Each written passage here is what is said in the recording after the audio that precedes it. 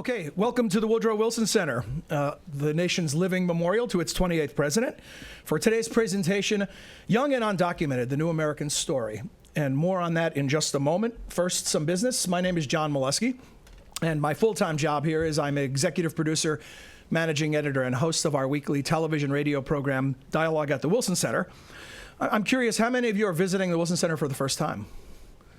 Okay, a significant amount of you. And so those of you visiting us for the first time, welcome. Those of you who are returnees, welcome back. Also want to welcome those of you watching online via the webcast and those of you watching our broadcast on MHZ Worldview channel. And for those of you who are first-timers, it gives me an excuse to provide a bit of a Wilson Center description or plug.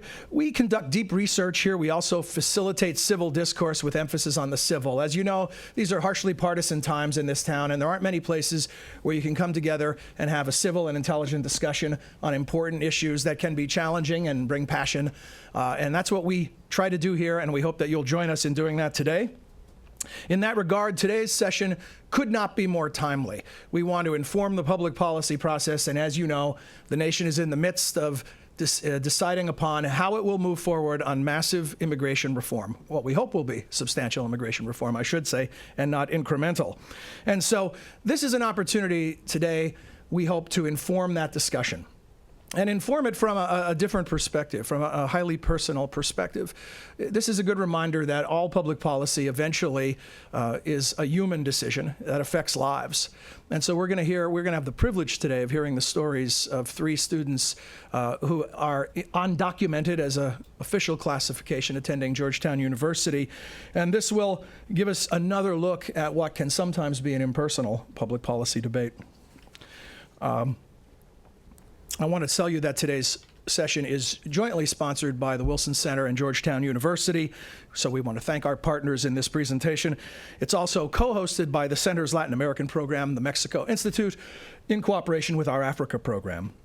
There are many people we could thank individually, but we'll only thank one, since I'm fairly certain you're not here to hear us thank ourselves. But I do want to recognize Susan Theriault, a professor of anthropology at Georgetown, who also happens to be a Wilson Center fellow. And Susan, if you would please stand and be recognized. Susan organized this, and it's going to be a terrific event. Thanks, Susan. And now on to the main event.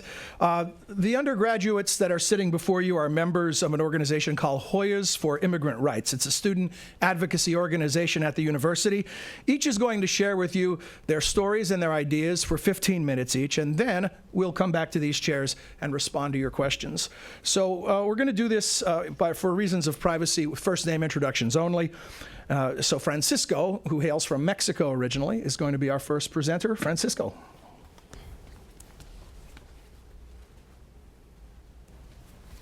Right, since I will be speaking for 15 minutes, I'll probably take some of my water. Why don't you take it with you? There's a coaster over there. Actually, I plan to keep this very, very short.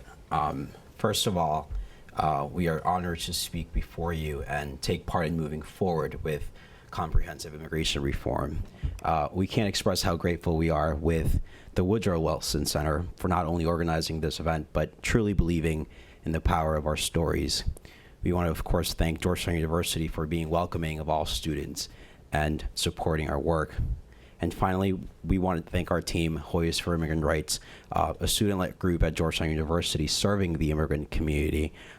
This event wouldn't be possible without our members and allies. And I have to signal them out because they're back there. But thank you guys for also believing in the power of our stories. Now, I wish that I could easily share my name with you, but even in college, I struggled between Francisco Gutierrez, which is probably what my parents intended, and Francisco Gutierrez, which is what I normally share with my friends and peers. And I must confess that I do get some glares from Latin Americans who suppose that I'm just being pretentious. But regardless, today is a great day to talk. Today is a great day to share the New American Story, as the title of the event sets forth. And I would have never imagined talking to an audience like you. In fact, I would have never imagined sharing my story, the undocumented experience. I like to think that my story is a bit more romantic than most stories. My father and mother met in the Mexican Navy and married the following year. Despite never finishing school, they began constructing their lives as merchants, teachers, and community service providers. They never intended migrating to the U.S. In fact, they built a home and gave birth to my beautiful sister. 9 years later, my mother gave birth to me, which she thought was a miracle, given that the doctor told her that she would never again procreate. And that's really when times became difficult. My parents were market vendors, and they had set up 2 stalls in the market, but business slowly subsided. And without much left to do, they sought a place where their children wouldn't bear the economic instability of the country, where their children would pursue higher education. And they were set for the land of opportunity, and without very much money, they crossed the border, and we've established our lives in New York, and we have lived there ever since. Now, the reason I share this story is because without my parents, I wouldn't be here. In fact, we wouldn't be having this conversation. Now, the title of the event, again, is Young and Undocumented, the New American Story. It's clear that I'm young and undocumented, but we often forget that the New American Story is not just about me or my fellow classmates, but rather about the families and homes we've established, about our daily interactions in our immigrant communities, and the interconnected stories between all of us. That's what I imagine the New American Story to be. But sadly, we get lost in a game of scapegoating, and soon our parents are at fault for bringing us to this country without our consent, for bringing us to this country without asking us. And I think that's silly. I mean, do Catholics ask their children if they can baptize them at such a young age? Do mothers ask their daughters if they can pierce their ears at age 1 or circumcise their sons at birth? The idea is that our parents thought that they were doing what was best for us. And I can't imagine a parent who decides to make his son's lives miserable. In fact, the last thing my parents wanted was to distance themselves from their 2-year-old. Our parents are an integral part of our lives, and this is why they too deserve a reasonable and fair path to citizenship. Now, being young also means exploring oneself. As undocumented, you don't have the privilege of spending too much time doing it, but you are more conscious about your identity. Just last year, I came out again. But this time, I came out gay to my parents, and, well, they weren't too happy about it. In fact, they were in denial and are still struggling with the idea of it. But the reality is that a lot of young and undocumented people are also part of the LGBTQ community, and this is also part of the New American Story. Every day we hear about gay couples being torn apart by outdated enforcement policies. We hear about lesbians who adopt children, but because one mother is not biologically tied to the child, she is no longer a family member. And of course, some states don't even allow for gay marriage. I am troubled by current immigration policy proposals that fail to address these injustices. However, I do applaud the president for proposing a provision that would allow a U.S. citizen or permanent resident to seek the ability to seek a visa for his or her spouse of the same sex. Now, these types of measurements are what truly allow for a true comprehensive reform. Now, like I said, I said I was going to keep it short, so I have one final story to share. Last year, I traveled west for the first time and visited my sister, whom I had not seen in over 14 years. It was a weird, but very pleasant and long-needed encounter. We spent the month and a half together, and as she recovered from her gallbladder surgery, I took care of my niece, and I spent life as an uncle. However, I soon discovered how difficult my sister's life was in California. Afraid of driving without a license, but having no other alternative, waiting in long lines at welfare centers to simply feed her daughter, and worse, having to say goodbye to a special friend who was deported. Despite being of age, my sister doesn't qualify for the DREAM Act or has any other option of obtaining residency, of course, with the exception of waiting maybe 19 years until her daughter can petition for her. She was lucky to find employment now, but I can guarantee that she will continue to endure other hardships if she remains undocumented. The worst I fear is that my sister gets deported for, let's say, driving without a license and has to live apart from her daughter. As you can tell, the overarching theme is family unity.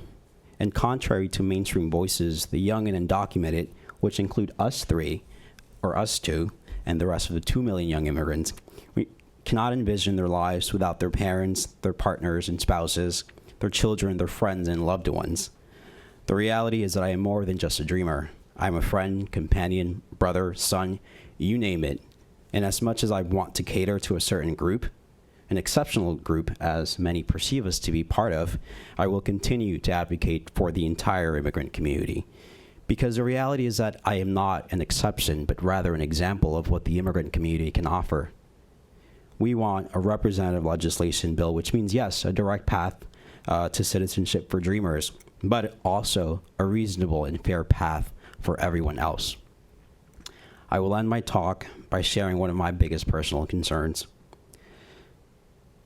I'm graduating this May from Georgetown University. My parents have never visited, not even during Parents' Weekend. They have always been afraid of driving down. They imagine that they will be stopped in the middle of the road and possibly deported. We're talking about driving down from New York City that is only 4 hours away. Unlike me, my parents live in constant fear. And my heart breaks at the thought that they will not be here to celebrate my 4 years of hard work. Let's pass a reform. Together, we can do it.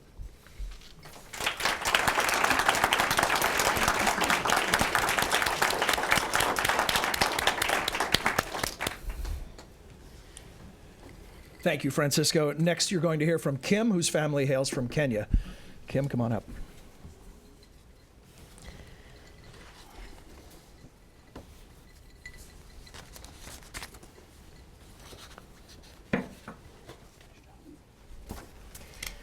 Good evening. I actually spoke to my dad right before giving this speech, and he told me, "You go, girl." So I'll do that, Dad. He's watching right now. So my name is Kim. I was born in Germany. I came to the United States when I was 2 years old. My family is originally from Kenya. I have been undocumented in this country for nearly 18 years. Growing up, I didn't know about my immigration status, but I was very aware of the consequences of my parents' choice. I grew up in a working poor family. My parents struggled, working paycheck to paycheck to raise a family of 4 on about $20,000 per year. Without access to welfare or food stamps. They relied mainly on Catholic charities, and some of my fondest memories in my childhood are actually of the food pantries in churches where my mom would do most of our grocery shopping. My parents actually applied for driver's licenses, and they acquired them legally under state law and began to search for work when they came to the States to support our family. They worked sometimes 2 jobs, and although they had university degrees in the country, in their country of origin, and were obviously overqualified for many of the positions they worked in, they saw this as a sacrifice and an opportunity to provide for their children and to give them the opportunities that they never would have had. Despite their financial hardships, my parents went to school. They paid out of pocket for their school fees. Oftentimes, they were required to pay international fees because of their status. Eventually, my father made the ultimate sacrifice, his education, so that my mother could pursue higher education. And I'm happy to say that this past December, I was able to attend her graduation. My mother received her PhD. So, they struggled many years to pay for their education and to pay for me to go to school and to support me and my brother. I think it's very important for me to emphasize, because I think that this is a common misconception. My parents did not come here to live illegally. They were not waiting for an amnesty bill. They actually came here on a traveler's visa, and they were told by other immigrants in the community that there was the possibility of filing for a change of status through employers. So they came knowing that there were possibilities for them to change their status and become legal in this country. And so within a few years, they asked various employers to file for them, and many of them were reluctant to do so because they felt that the paperwork was just too difficult, or they simply didn't know much about the process. And so my parents looked for other avenues to gain a legal status. They thought about applying for student visas, but that was also not practical for them, because with a growing family, they were not able to go to school full-time, pay school fees, and support their children. And so in 2001, my parents filed for 245I. And this was kind of their last chance to gain legal status. My dad found an employer that was willing to file for him. They worked with a lawyer to send in an application, which they successfully did. They met the deadline, they had everything together. But after September 11th of 2001, a lot of the rhetoric about immigration changed dramatically. And my parents contacted their lawyer at the time, who said that he wasn't able to track down their application to find out where they were in terms of the process. And they were very reluctant to continue to pursue finding out where their application was, just because people were so suspicious of anyone who had filed for a change of status within that time. So they kind of let it go, and were very patient. It was not until last year, 11 years after they filed for a change of status, that they actually tried to, after trying to contact their lawyers for many, many years, that they tried one last time to contact a lawyer and to find out the status of their application. So the lawyer sent letters to the Department of Labor, to INS, waiting 3 months at a time for each of these departments to respond, and they had no idea where my parents' application was.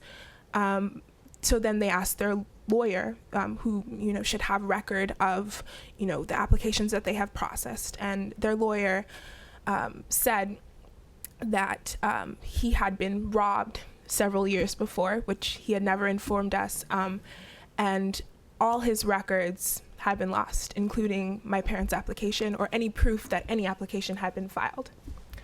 So I guess this just shows that my parents were willing to do things somewhat the right way, and the system just didn't work for them. And this was one of the latest closed doors in my parents' pursuit of legal status. Of course, I grew up unaware of all of this. In spite of my family's circumstances, I had a loving and happy childhood. My parents made me feel as though I was no different from any other kid. They raised me as an American. They raised me to love this country and to believe in the promises of this country and the rights and privileges that this country has, that they applied to me just as much as anyone else. They encouraged me to pursue my dreams, no matter how impractical they may have seemed, and they encouraged me to sing and to dance, and they really fostered my love of performance. My father would often say, and he still says it to this day, to shoot for the moon, and if you don't make it, at least you'll land among the stars. They made me believe that anything was possible if I put my mind to it, and this applied to education as well. From as early as I could remember, I knew that I was going to go to college because my parents made me believe that it was possible for me. When I was 17 years old, I started filling out my college applications.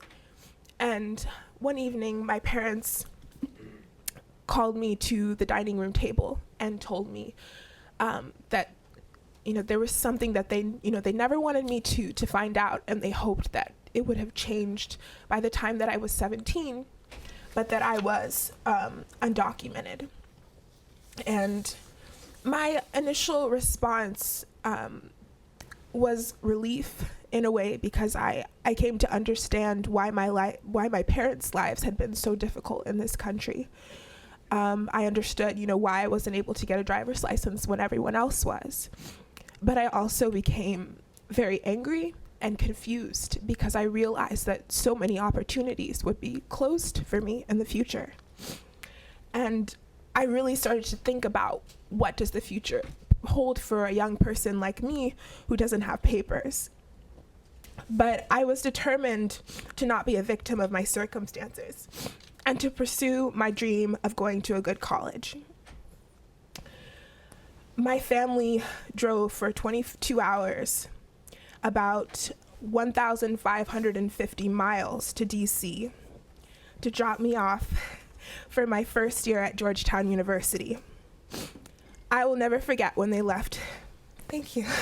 I will never forget when they left me on campus, because it was the first time that being undocumented became a reality for me.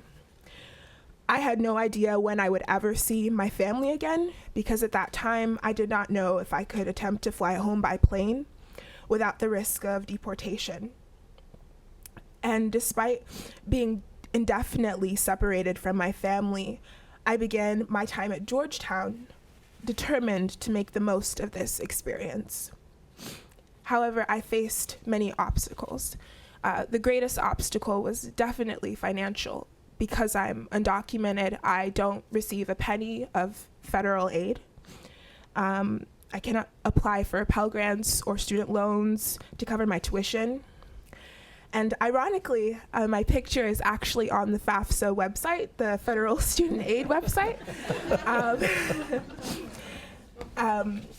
My parents have to pay my tuition out of pocket, and they've spent their savings in order for me to stay at Georgetown. Recently, they were forced to sell my childhood home so that I can stay at Georgetown. And as of now, I don't know how I will be able to afford to continue to attend Georgetown next semester. I recently was approved for deferred action for childhood arrivals, which I am truly grateful. But before this, and even with this approval, I am still financially dependent on my parents. This makes it quite difficult to participate in, regular social activities like going to clubs or restaurants. And most importantly, it makes it very difficult to be a productive student.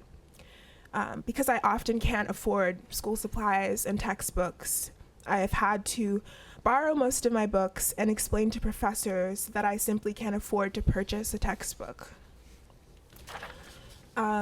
However, with DACA, I have had many opportunities.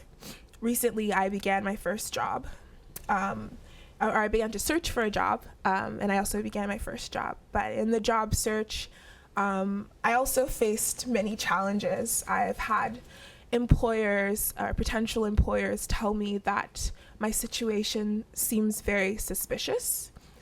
They don't understand, and I also find it very difficult to explain that I'm lawfully present in the United States and that I have a work permit, but no immigration status.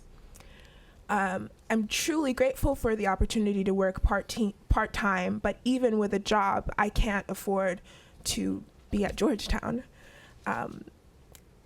In school, it is difficult to talk about future plans. Georgetown is an incredible university with very determined students, and they're always talking about the future and internships and different opportunities they're involved in. I am a student in the School of Foreign Service, and I'm studying French as a part of my degree.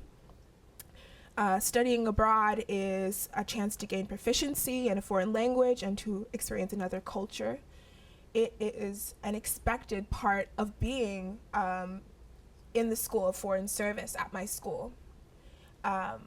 Before June 15th of 2012, studying abroad was a topic that I could only dream of, and an uncomfortable topic that I generally avoided talking about. Now my hope is that through DACA and through advanced parole, that I will be able to fulfill my childhood dream of learning French, of going abroad and having that full experience.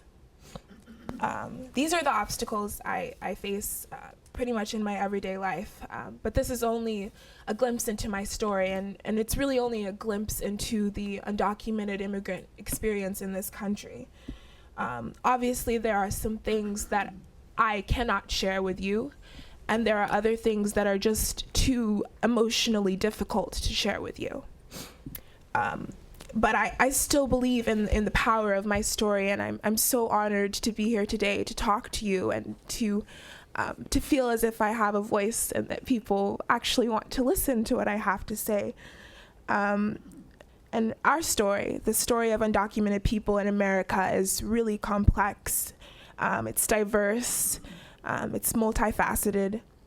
It is filled with uncertainty every day, every hour, and every minute. It is a story of closed doors, where a country that was once willing to provide a pathway for undocumented immigrants, where there were laws in place that made it possible for employers to file for you, are now closing those doors. A country that gave us the tools to build our lives here, that gave children, just regardless of their immigration status, the opportunity to get an education and raise them to love and respect this country. And yet somewhere down the line, we have decided to close the doors and make it increasingly impossible to be in this country. But despite these closed doors, people have to eat. They have to feed their children, and they have to drive to work every day with the mounting fear that they may be deported. The American story, or the undocumented American story, is also the story of broken dreams. Broken families split up because of deportations, mixed families where parents or siblings are separated from their U.S. citizen family members. It's also a story of depression and stress and fear, and the psychological aspects of being in this country but not having any of the freedoms that so many people enjoy. It's a story of parents feeling that they can no longer provide for their children, and they cannot even visit their children at school, for example, because in order to enter, they can't visit their children at school for like a teacher-parent conference, for example, because in order to enter a public school, you have to show some kind of driver's license or ID. It's those everyday restrictions that really make this life difficult.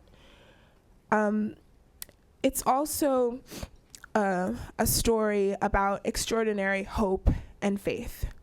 And that shows through the hard work that I have committed as a student, as a member of Hoyas Immigrant Rights. It's the story of Americans who work as, of undocumented immigrants that work as nannies, that raise American children, that teach in schools, that employ Americans, that pay taxes. They suffer with the hope that one day their children will have more opportunities. And I think for me, if there's one message that I would really like to share and hope that you take away from this, is that this pathway is just about feeling human in this country. And we have lost a lot. Our freedom to be mobile, our freedom to provide for our families, our freedom to just feel like we exist.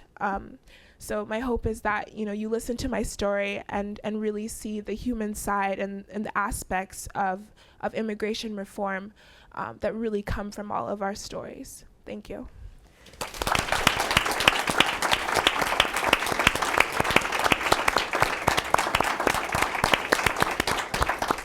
Thank you seems inadequate, Kim, but thank you for sharing. I mean, I think the last time a scholar cried from this podium is when a publisher would not extend the deadline on a book that was still late. So we don't see a lot of that here at the Wilson Center.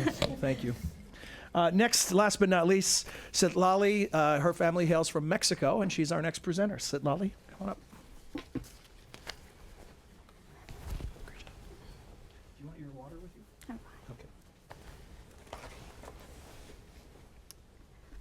Hello, and good afternoon. My name is Citlali, like was said, and I am currently a student at Georgetown studying government. And I obviously was born in Mexico, Monterrey, Mexico. And before I turned 4, my family and I traveled back and forth between the United States and Mexico. But I actually had my first birthday here, and there is still a picture of me sitting on top of a table in Los Angeles with a giant chunk of cake in my mouth. And my parents always joke that even at 1, I was an American. So it's really, this experience for me has been a lot different than Kim's and Francisco's, in the sense that I have known for a while and throughout my life that I was not legally in the country, so to speak, or at least that my status had not been resolved. And so this affected my life greatly. I was raised in an immigrant community in Houston, Texas. So even when I was in elementary school, my peers would joke about being an illegal and would jokingly ask themselves if they or their parents had crossed the border. And once I came home to my mother and actually explained that this had happened to me, and I told her, I jokingly revealed that my father had crossed the border, and she was very upset. Because essentially what I did not realize was that I was putting my family at risk by doing this. And so at a very young age, I was probably around 8 or 9, my parents made a point to really internalize silence and internalize the idea that I should never talk about the fact that I was undocumented. At the time, we were trying to really fix our status, our situation, very similarly to what Kim covered in her story. My family also applied for for residency, essentially, through an employer. And because my mother and my father came to this country with a skill set that allowed them to do this. And it wasn't too long before my father was actually granted this opportunity in 2000. And this was actually before our visas expired. So if everything had gone according to plan, so to speak, my parents and I would have status, would be legally in the country. However, this was not the case, and again, very similarly to what Kim spoke of, after the devastating attacks on the World Trade Center in 2001, there was confusion and a lot of misunderstanding within the system, which led to also our application being lost in the process. But we actually did not find this out until 12 years after we actually submitted the application. So we were told to wait for a very long time. And growing up, knowing of my uncertain status, or the fact that I didn't have one in the country, very much shaped the way in which I lived my life. So growing up as a preteen and a teenager, I was very resentful of the fact that my parents had actually brought me here. It was easy to point the finger at my parents and say, or ask, why did you bring me to this country if you knew this was going to happen? Of course, that was not the case, and I am extremely thankful that my parents did in fact bring me to this country. I wouldn't be at Georgetown, I wouldn't be here in front of you today. I wouldn't have nearly as many opportunities had they not made that huge sacrifice. But when I did find out that our application had indeed been lost in the process, it was a rough time for me. especially because I had just been accepted to Georgetown my senior year. And it was a great moment, but rough at the same time, because I hoped to go to college knowing that I could perhaps take up an internship or study abroad, many of the things that are normal at Georgetown and even expected of the majority of the students. But of course, again, that wasn't the case. My parents were very encouraging and optimistic, and they said I studied hard and that I dodged all the right bullets, that things were in the works.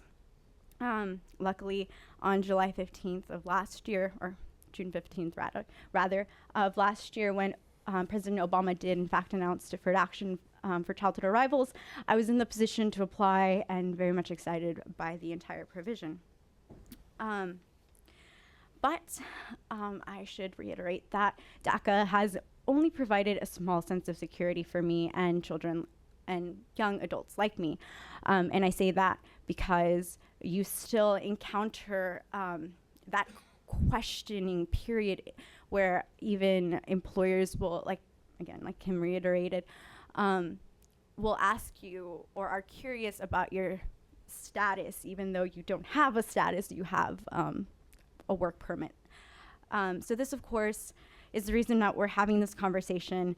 But more importantly, even though Kim, Francisco, and I are very much attached to the Georgetown experience, we cannot detach ourselves from our friends, our family, and our community members back home, who we see as just as deserving and just as responsible and very much part of the American community.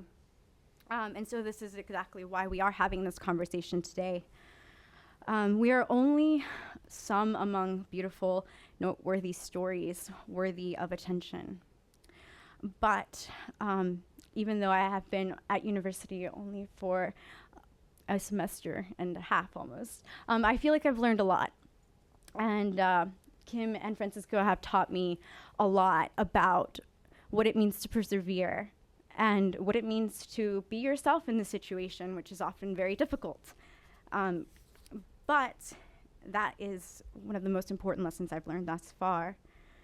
And we certainly need to get this conversation rolling. So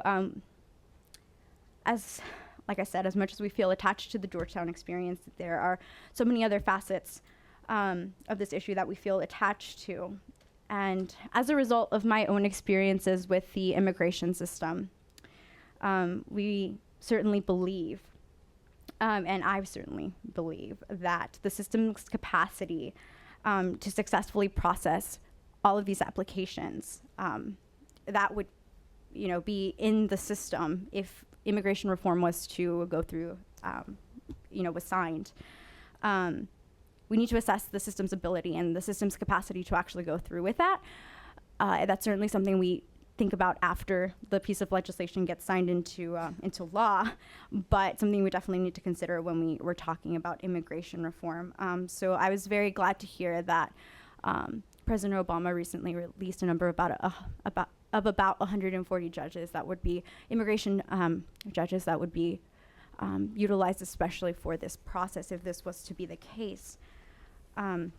But lately, with all the coverage surrounding immigration reform, suggestions are being thrown around like antiques at an auction, and here we find ourselves committing to these trade-offs. This is one of the most frustrating aspects of this process for me. We see fit that immigrants learn English and that they pay a fine and they file proof of taxes and etc. Such provisions create a gap within the immigrant community itself. And I've had the privilege of discussing some of these issues with people working in communities where they simply believe that the majority of the population is not going to be eligible for a lot of these benefits simply because the application is too expensive or because they may not qualify because people don't know English. So this is certainly an aspect that I feel is very, certainly very important.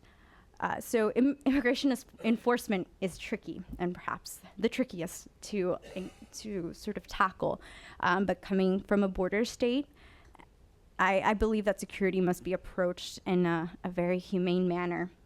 And we believe, certainly as a club and as advocates, that the best way to prevent illegal immigration or the obstruction of the law is not to push people into the hottest parts of the Arizona desert, where they die of dehydration in the process of trying to come to America.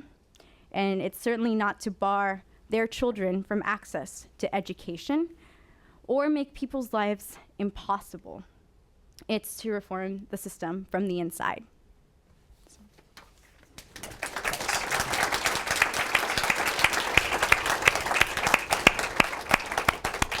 Let me just say, whether documented, undocumented, native-born, or visitors from another planet, these are three remarkable young people, amazing poise, wouldn't you say? That was quite impressive. I'm going to indulge myself with a couple questions, and then we're going to come to you for your questions and comments. And you all touched on it, and see, Lala, you made the point that your experience and learning about your status was different than Francisco's or Kim's. But I'm going to ask each of you in the order that you spoke, once again, to revisit that, and specifically to talk about when was the first time you had a realization that your status, so to speak, was a challenge or a problem or something you were going to have to deal with? I mean, I try to be consistent with my story, and I normally say that I first learned about my status when I was a sophomore in high school. The reality is that I probably learned about my status when I was in the 8th grade. At that point, it was kind of unimportant or insignificant in the sense that it didn't really matter, or I didn't fully understand what it meant to be here legally. It did matter, however, that sophomore year, simply because I was pursuing a summer school program, and I came across the application where I came also across the box where I was supposed to fill out my social security number, and I very innocently asked my mother what that number was, and she said, well, you don't have one. And I innocently asked, well, how can I get that number? And she basically told me that we were living here legally, and that's really when I was first exposed to the realities and really the obstacles that I would have to overcome to be where I am now. And it was a very, very harsh time in my life. I mean, I had dreams of attending Harvard, Princeton, Columbia, and at that time when I first learned about my status, it was almost a stab at the heart, and it clearly shattered my dreams, and I had no role model, and I didn't know what to do. But luckily, I did have a support system at school, and we were able to figure out what my options were and really pursue those options. So that's how kind of it all started. So Kim, how about you?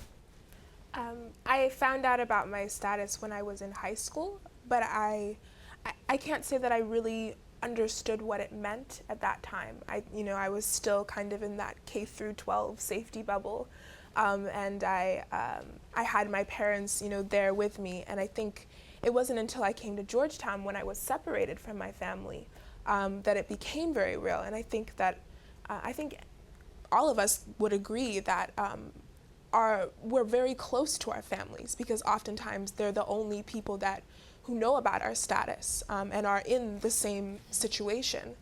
And so when I came to Georgetown, I was very afraid to talk about my status. I also wasn't very familiar with my community, and I didn't want people to judge me based on my status. I didn't feel, empowered to sit here the way I am now.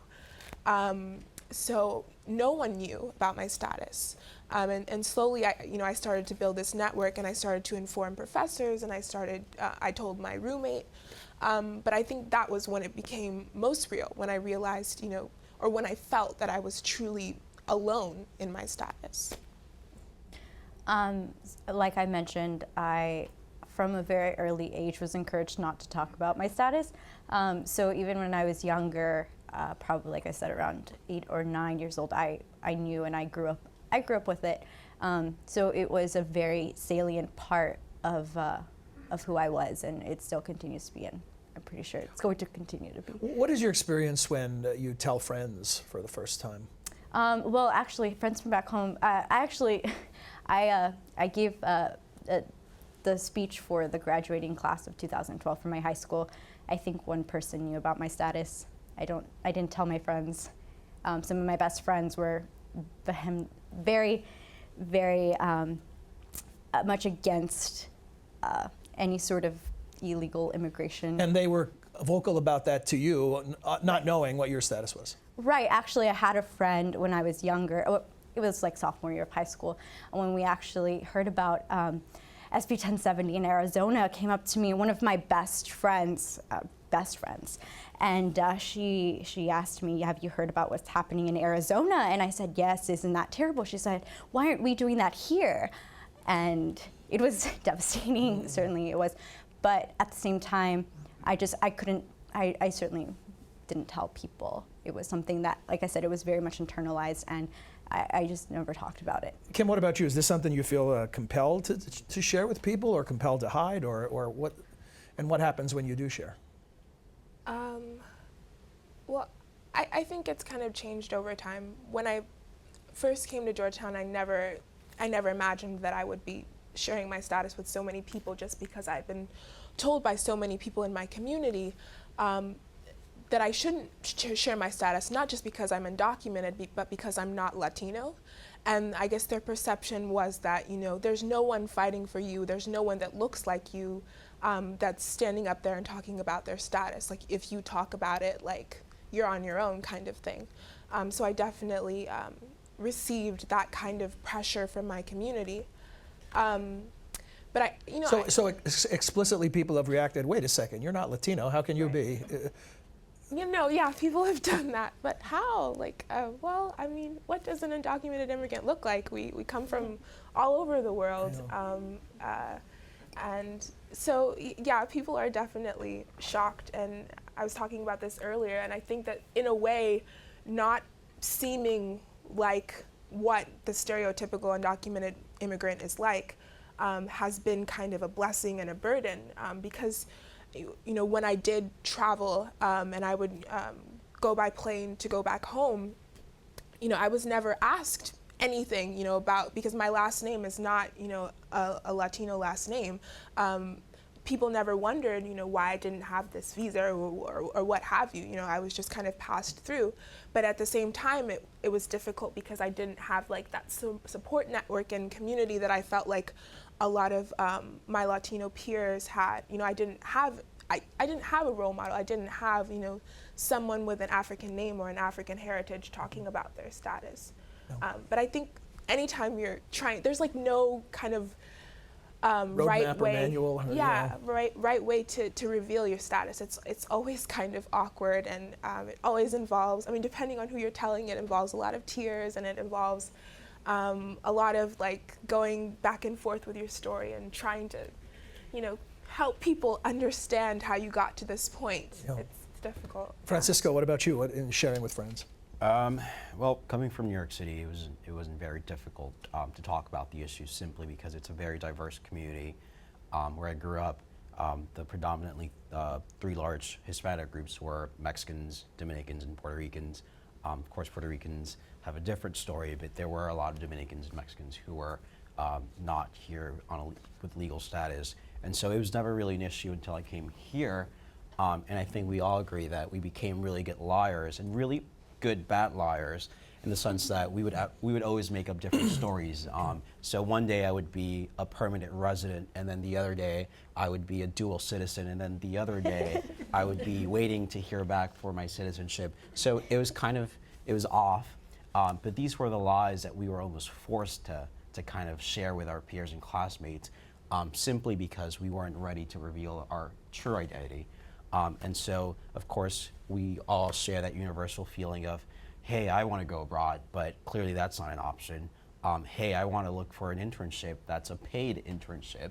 And so, in fact, I had a lot of friends who would always ridicule those who would work for free. They would say, oh, I would never work for free. Like, those people are idiots for, providing their services in exchange for no like monetary value. But here I was, after 7 unpaid internships, obviously getting no monetary value, as they would say. So it was very hard to relate, and it was very hard to sometimes even share with them my actual status.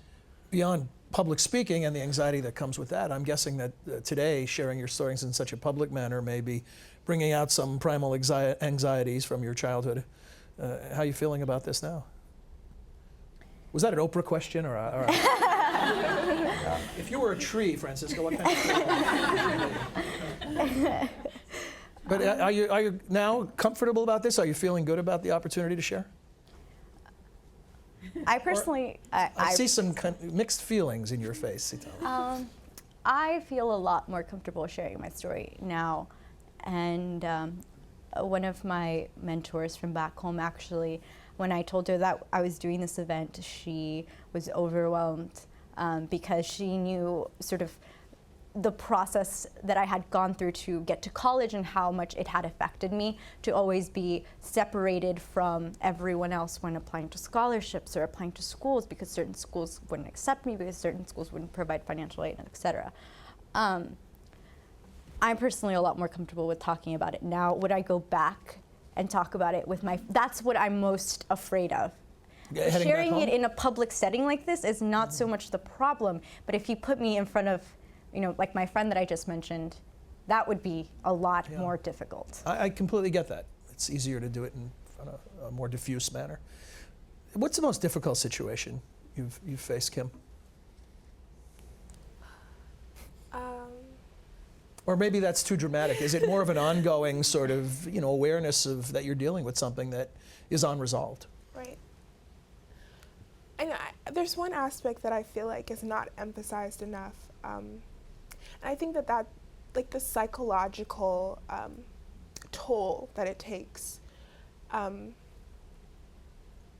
I think, I don't know, just getting phone calls from your parents and just realizing that like you're in this bubble, and I feel like Georgetown is, definitely a wonderful university, but my parents are still struggling a lot, and that's, sorry.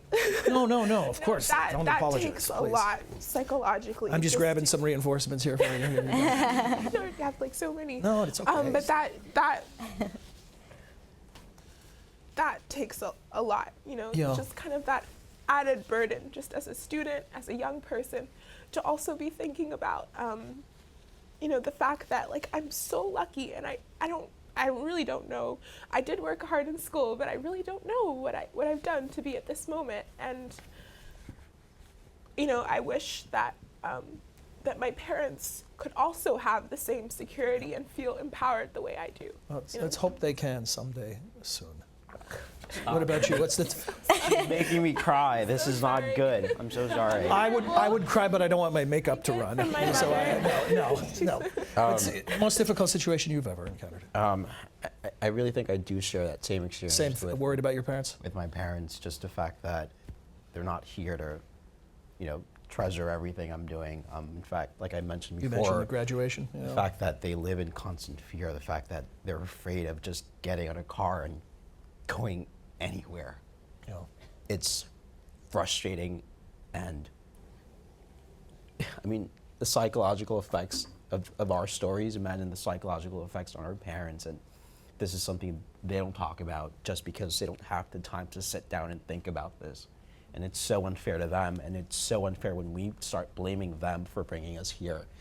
It's a really unfair system, and it's unfair that we have to go through this. It's almost like we're carrying extra luggage or extra baggage on our shoulders, and it's just not what we chose to do or what our parents chose for us either. Right. So yeah, I think definitely like just thinking about our parents is very difficult. Well, look, there's no way to make such a difficult situation sound easy, but I can say with great certainty as a parent myself that I know your achievements and what you're doing must bring them great comfort. As tough as it is, I'm sure they're very proud of you. Toughest situation that you've faced, other than right now? Oh, goodness. I can definitely remember the toughest situation. It was at actually a summer camp at a university. And they were taking a trip to NASA. How old were you? I was a sophomore in high school. High school, okay. So I think I was 16. Right. I was at the summer camp, and this is an instance, I guess, so different from a more general answer. But this is when I remember most just being extremely upset. And it definitely had a lot to do with the fact that I was put on the spot almost. I knew it was coming because we were going to NASA, and we had to go through background checks, like all of the participants. Obviously, I couldn't go through a background check. So they brought me into this room, and it was all of the residential assistants plus the program director, very prestigious program. And so they sat me down and they asked me, they said, we need proof of citizenship to go through this. And my answer was just, I don't have any. So they were confused at first, and they were they're like, anything? I mean, you don't have any, like not a birth certificate or a license? No, I don't have anything. Like, I'm telling you right now, I don't have anything. And it was odd and very strange because obviously how I had gotten into the program with the help of an advisor that knew the people that ran the program. And so it was the fact that I was singled out, and then I had to go back to all of the rest of the participants in the program and pretend like I had just forgot to submit a paper. And that's the reason why I wasn't going on the field trip. And I remember and what made me most angry was the fact that I had been held back with another individual that was also not allowed to go on the field trip, but it was because he had actually been caught. What did he do? He ran through the metro checkpoint where you have to pay for it. I don't know. It was really strange. And he got in trouble. And I had been held back with someone that had gotten in trouble. So I felt very, very upset about that. But I remember going back to my room and just bawling for hours. But I mean, that is a sort of an experience that I have, and definitely speaks a lot to the difficulty of the entire situation. In a moment, we're going to come to you for your questions and comments, and there are microphones that we will pass around to help you. So please raise your hand when you have a question. Our mic handlers will get a mic into your hands. And then a couple of ground rules. Please give us your name, your affiliation if you choose to. And then if you would please limit yourself to questions and brief comments. In other words, no speechifying. And I'll enforce that rule. I tell you this politely up front, and then give me some latitude to be tougher if you don't relinquish the mic. But a bit of business before we come to your questions. I just want to say to those of you joining us on MHZ during the Wilson Forum Hour that we're going to sign off and say goodbye to you right now. Thank you for joining us for the time you did. And just here's the trick. If you'd like to hear the question and answer session that you're about to miss on television, come to our website, wilsoncenter.org. Come to the Latin American Program Mexico Institute page, and you can find this webcast, and you can replay it and hear what these people ask. Thanks for joining us. Okay, now that they're gone, those TV viewers, we're ready to hear your questions and comments, and let's start right over here. Yes, ma'am. Hi, my name is Julie Ciccaroni. I want to thank you, first of all, for being here and sharing your story, and congratulate you on your accomplishments.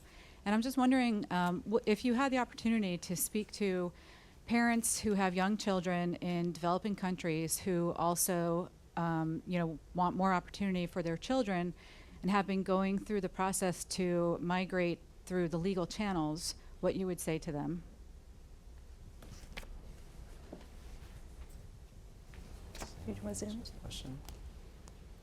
Who wants to first pretend they're a parent? Try it on for size. I can try it and answer your question. I think it's a very difficult question because this is probably a question that someone would have posed to my parents when they were thinking of coming to the U.S. If there's anything that I can share with you is that when we're thinking or when we're speaking about immigration reform, like Satali already mentioned, our focus should not be on border enforcement or investing, I think, in practically on securing the border. We are very aware that people are arriving in low numbers.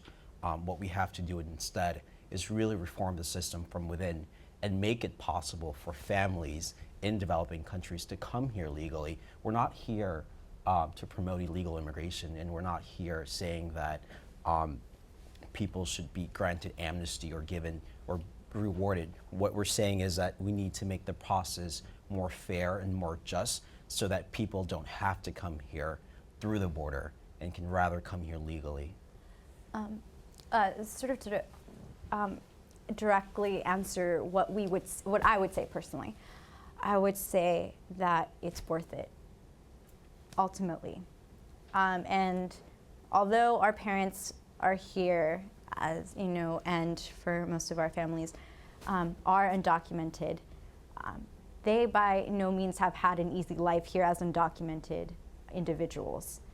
So going through the legal channels allows you to relieve yourself of that experience, because that's a very difficult experience too.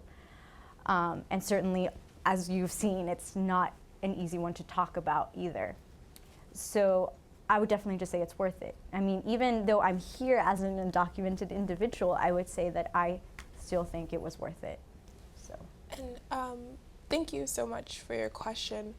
But I think that I would say I'm not a parent, you know, and you never know what you might be willing to do for your children. And I don't understand how my parents were willing to make the sacrifice that they did, right? And many people will never understand why they made the sacrifice that they did.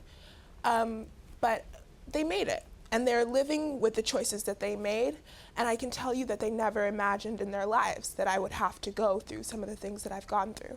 And you just make choices and you live with them. And I think that every parent wants what is best for their children. I don't know a parent that, you know, that doesn't want what is best for their kids. So I can't tell them what to do. I can't tell them no. I can't tell them, oh, you know, drop your application and go through illegal means. I can only say that you never know what you will do to provide for your kids. So I think that they can ultimately to make that decision for themselves. I'm not sure if I'm answering your question, but that's what I would say. Just add one Sure, last go thing. ahead, please. A fairly reasonable comparison is, you know, anyone here in the U.S. migrating from one state to another. So let's say you live in Chicago and you find a better job that can provide for your family. You'd easily, right, travel to Seattle, let's say. And so the idea is that you really move. First of all, I think we all believe that migration is very natural, and so there is this need to move for better opportunities. And so if you can find that elsewhere, and usually it's so much easier for you to move from Chicago to Seattle, so that's not really the comparison I'm going for, but the idea is that you do move for those better opportunities, and you look for what's best for you, for your family, and that's really what our parents did. They were looking for much better opportunities. Hi, who's next? Who's got a question or comment? Yes, sir, over here. And then the gentleman with the glasses will go to next in the middle right there. Yeah, I'm Glasses right there. Charlie Erickson with Hispanic Link News Service here in Washington, D.C. And I would like to get your reactions as to what's your reaction as to how the president has handled the issue of immigration up to this point, considering both the negatives and positives that he's had to deal with. The Obama report card. I can just start off by saying how I felt when he was, you know, first elected as president. There was definitely a lot of hope, right? I mean, that was what his campaign was based off. He promised he would pass the DREAM Act even before he got elected. We saw that he didn't do that in his first 4 years, and we were truly disappointed. He had, I would say, a poor leadership in passing the DREAM Act or even talking about immigration reform. But I do think that now with his, now in his second term, he has certainly turned around, and he is taking great leadership in pursuing some kind of reform. And I'm really, really happy to say, or I'm really proud of our president now, because he is taking that leadership that we didn't see when he first got elected. The only thing that has always troubled me is the way in which we talk about immigration reform these days. And we want to see immigrants as sort of these, like I like to say, economic molecules, these economic units, and if we're going to take them, only if we can benefit from them, right? Which sort of makes this assumption that immigrants are not here contributing to the society already, and that maybe someone that is working in a field in California picking strawberries isn't nearly as worthy of American citizenship as a STEM major coming from India or an engineer from Argentina or Mexico. It just, the way in which we have to frame these conversations to be politically acceptable for both parties really troubles me. And that's the only thing that I would say I run a little bit critical on with the president, in particular, when he was giving his, at the inauguration when he was speaking.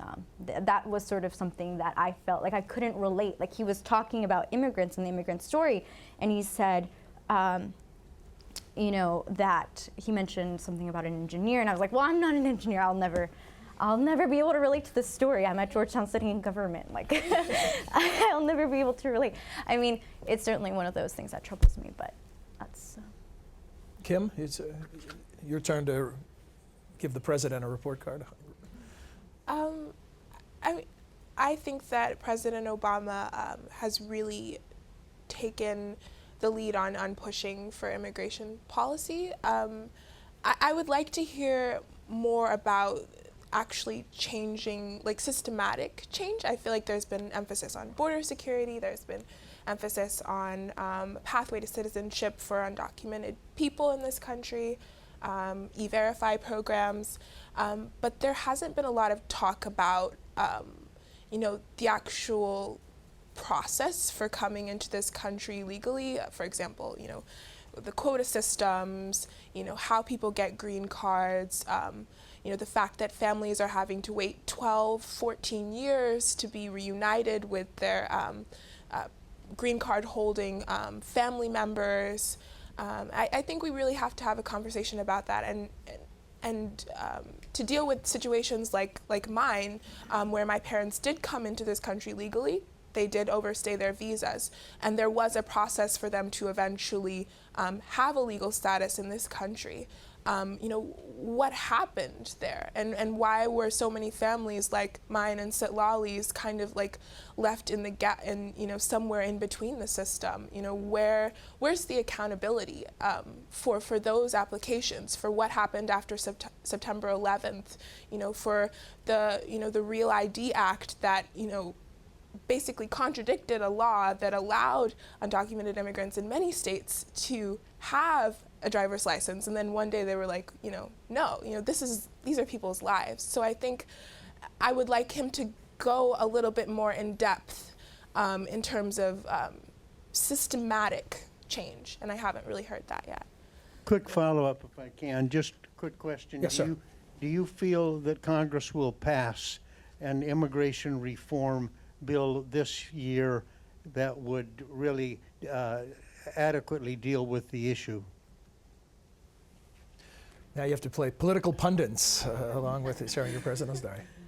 I don't know if we can use the word adequately. I think that this is the year, like Obama mentioned, this is really the year to pass reform. And if it's not this year, it's not going to be next year, and it's not going to be the following year. So I really am hopeful that we will pass a reform this year.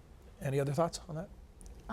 I definitely think so. Whether we're kind of like what I talked about in my speech about these trade-offs will be there, and it's going to be a balancing act, in my opinion, unfortunately, because we're not looking at this as a humanitarian issue currently. That's not what's being talked about at all, unfortunately. So it will try to deal with the issue. Will it be perfect? Of course not, but yeah. Yes, sir. Next, right here. Let's get a microphone to. If you could, we could pass that in there. Go ahead. Move that microphone. Thank you. Hi, my name is Zenon. I'm a senior at Georgetown University, and this is specifically for Francisco. I know you talked a little bit about coming out both as undocumented and as a member of LGBTQ community, but I was wondering if you could elaborate a little bit more on the differences or similarities you saw between both, or what communities do you identify with most, or like how you think these sorts of identities kind of interact with each other. Right. Or if you have a third surprise for us. You're ready to I can probably come out as an actual alien. Wouldn't that be fascinating? Now that would be a scoop. I think there's a lot of conflict between both communities, and I think we can easily resolve these conflicts. I think the first step is to have the LGBTQ community realize that the issues that immigrants face are also issues that the queer community should care for equally. Have the immigrant community stand in support for gay rights.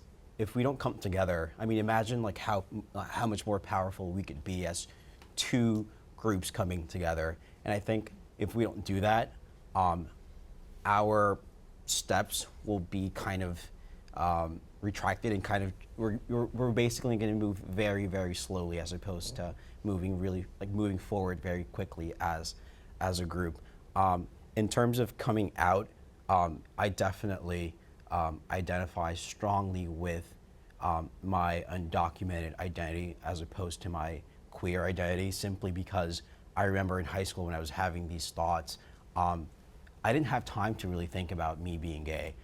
I was concerned with me pursuing higher education, with me finding, that one way, because I thought there was only one way to get to Georgetown University. And it wasn't until I actually came to Georgetown that I really, further explore my sexuality and really learn about who I was.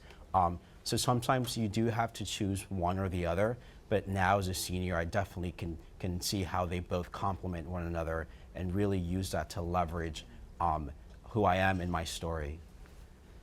Thanks. Who's next? Let's come right down here to Josh, and then we'll come back to you, sir. Yeah, my name is Josh Dacker. I'm a fellow here at the Wilson Center. And when I'm not here, I teach at a state school in Ohio. So my question really was to you guys about your experiences when you were applying for higher education. Were there some schools that were locked out, like state schools, because of your status? Francisco, you mentioned in particular that you had dreams of going to Harvard or Columbia, and that got diverted to Georgetown. I mean, so. So, I mean, what are, in general, what? I don't think that was a value judgment on Georgetown. Or maybe it was. The question is, what kind of challenges do you guys face as undocumented people when you're trying to pursue higher education, other than not being allowed to go for Pell Grants and, high tuition fees? You want to start off? I actually applied to quite a bit of state schools, and actually I was really contemplating going to the University of Michigan, actually. I don't really talk about this ever, because I love Georgetown so much. And I certainly wouldn't have ended up studying the same things I'm going to study at Georgetown had I gone there. But for instance, I did contemplate, I was at the thought about the University of Texas, thought about Michigan. And I really loved the schools, but Texas, fortunately, has a statewide DREAM Act, and that's what we deal with when it comes to state schools. But for Michigan, for example, where there was just a huge debate on whether DACA recipients were even going to receive driver's licenses, and I mean, that provision was thankfully repelled. But there was nothing, not even any scholarships I could apply to that were private. I asked and I called and I said, can I apply for anything, any kind of scholarship, any kind of scholarship? And they told me that no. So those schools, especially state schools, unless they have a statewide DREAM Act, it's impossible, I would say, unless you have a private scholarship that will fund everything. Yeah. I think we were very strategic when we were applying to schools. Clearly, we always aim high, but we were aiming high with strategy behind it, which is that these institutions have greater endowments, which possibly means, it never guarantees that you're going to get a full ride or that you're going to get some kind of good-looking financial aid package. But it simply means that there is that even greater possibility of attracting their attention and saying, hey, I'm someone who would appreciate a chance at your school. Can you please provide some funding? To me, it was definitely different. I think you guys did write about your stories, your undocumented stories when you were applying to college. For me, it was totally different because at that time, no one was coming out of the shadows. No one was really taking that first step of revealing their identity. So I actually talked about my relationship with God. And maybe that's why I got into Georgetown. But we definitely were very, very smart about what schools to choose, and clearly there's always been like word of mouth as to what schools are more welcoming than others. Clearly Georgia and Alabama don't have, the best schools, but in terms of the schools that are welcoming, I'm really proud to say that Georgetown is very welcoming of all students. And the God card got you a nice scholarship. I agree with both of what you guys have said. I was really looking for, not just a quality education, but also schools that would have compassion, And I wrote about. How could you know that in advance? Well, I feel very lucky because when I was applying for college, a lot more people had been coming out about their status. So I knew that there were certain universities that did admit undocumented students, and I saw an article about a student at Georgetown that had come out about their status, and so I knew that Georgetown kind of understood our situation, and so I actually wrote about my status in my my college application. I applied to 13 universities. Only Georgetown accepted me. So I think that says a lot about this university and destiny, I guess. But I think I was just looking, and that's part of the reason why I didn't apply to any state schools. I was just looking for an environment where I knew that people would listen to my story and kind of understand where I was coming from, so. Okay. So the gentleman on the aisle is next. Hi, I'm Francisco Alvarez with the organization Latin American Students at the George Washington University. Now, as an activist for the DREAM Act, I have well-meaning but perhaps conservative or hawkish friends who say, well, you have these very educated young people coming to U.S., getting an education, but they can't legally work. What would be the problem with maybe having them go back to their home countries and, developing there? And I respond, well, it's just not that simple. First of all, the hurdles they have to go through to actually get to university, then to fund university, to get through university, and then the people they've become because of that, they can't just go back to Honduras or Haiti or Korea. They are Americans. What else qualifies them as Americans? And so if you could maybe offer some feedback, any comments on maybe similar comments that you've heard. Thank you. Any thoughts? Well, the first thing to note is that there's that 10-year bar, so even if we leave the country, we probably wouldn't return until 10 years later.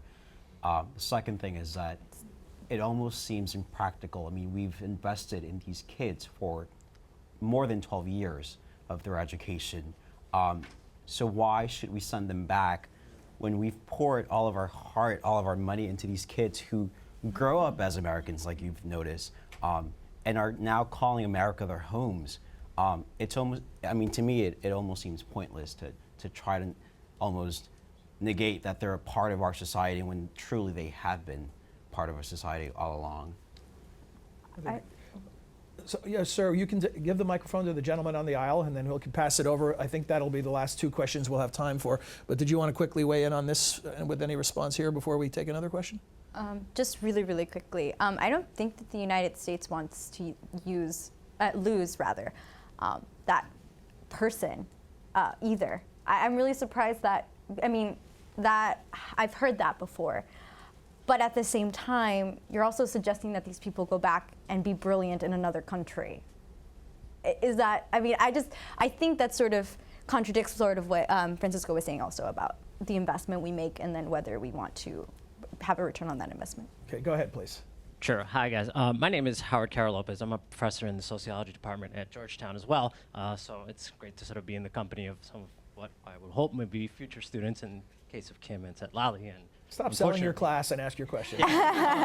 Anyway, my question is really about sort of how you cross that threshold. You talked a lot about the anxieties and the fears associated with your experiences growing up as undocumented.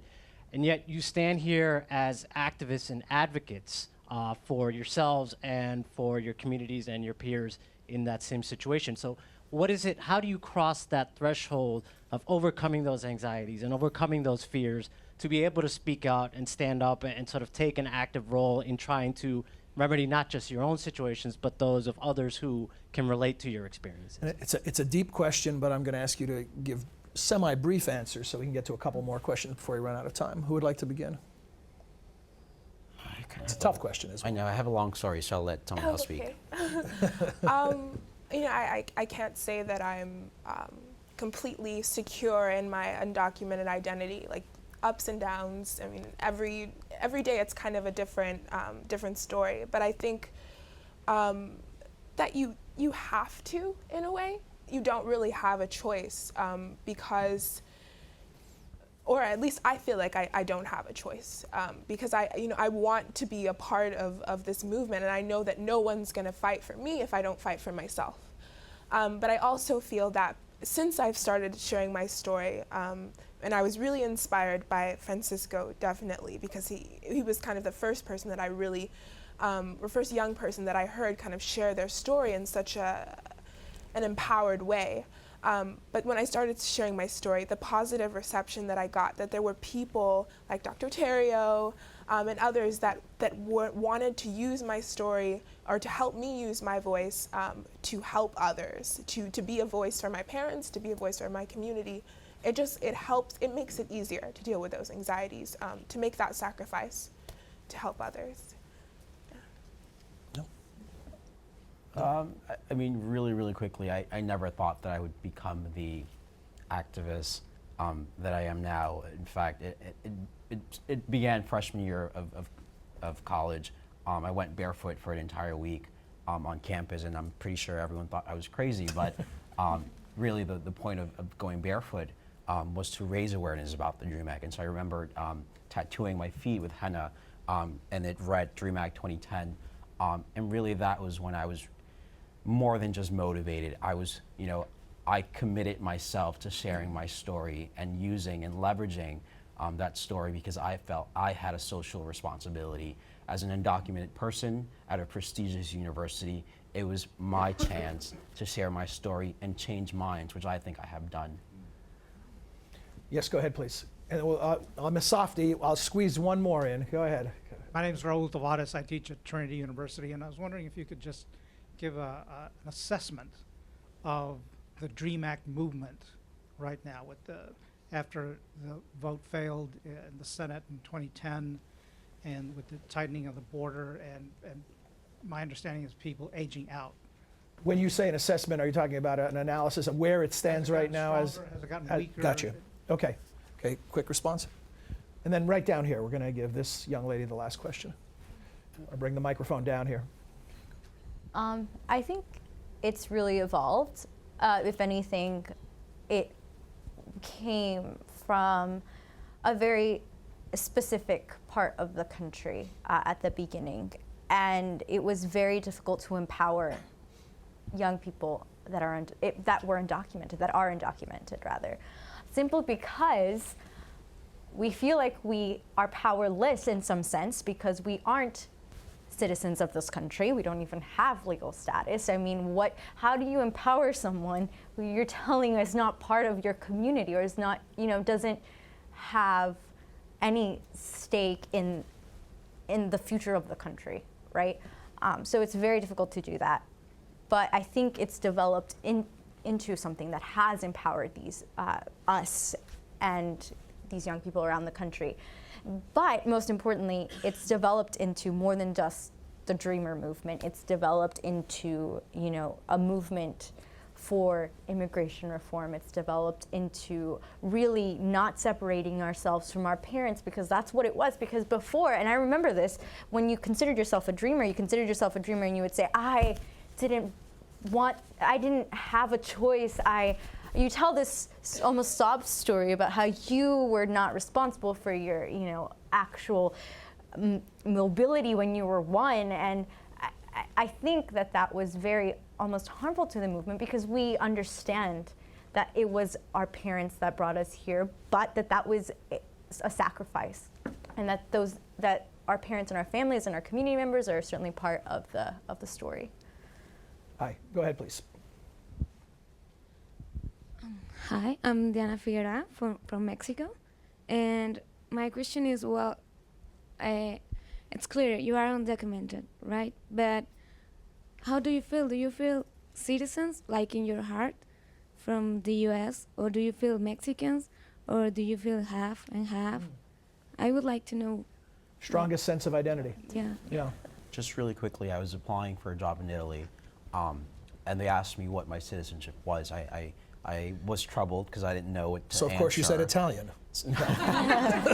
Of course I didn't write U.S. citizen because I'm not, but it almost, I struggled to write Mexican simply because, yes, I'm culturally Mexican in terms of growing up in a Mexican home, but clearly I didn't grow up in Mexico.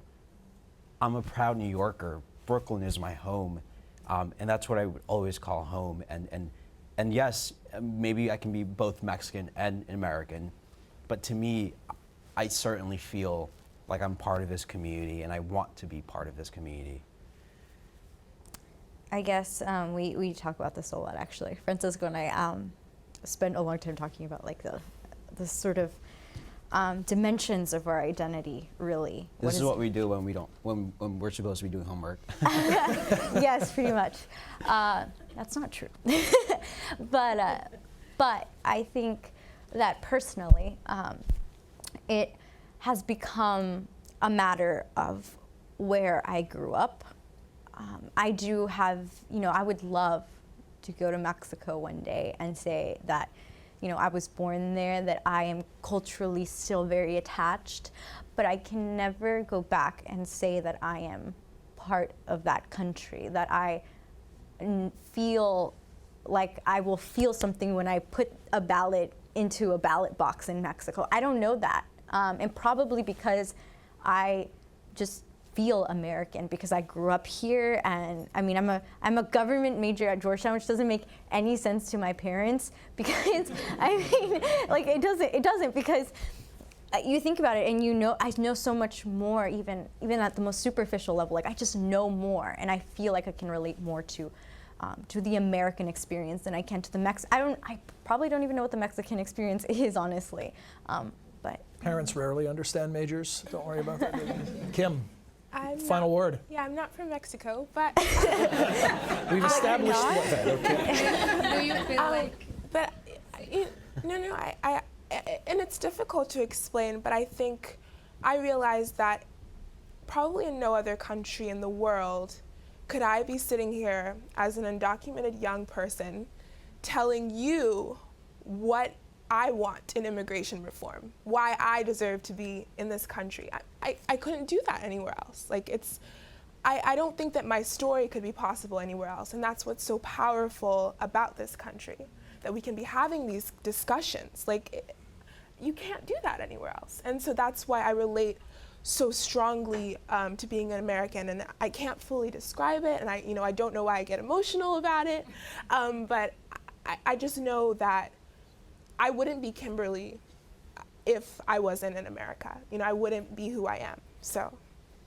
Well, if there's ever been a finer closing statement, I don't know. We're not going to step on that one. We know when to bail.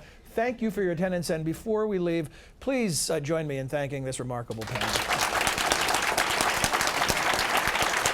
Thank you. Thanks for joining us. That was fantastic. I'm going to run to the restroom because I'm dying.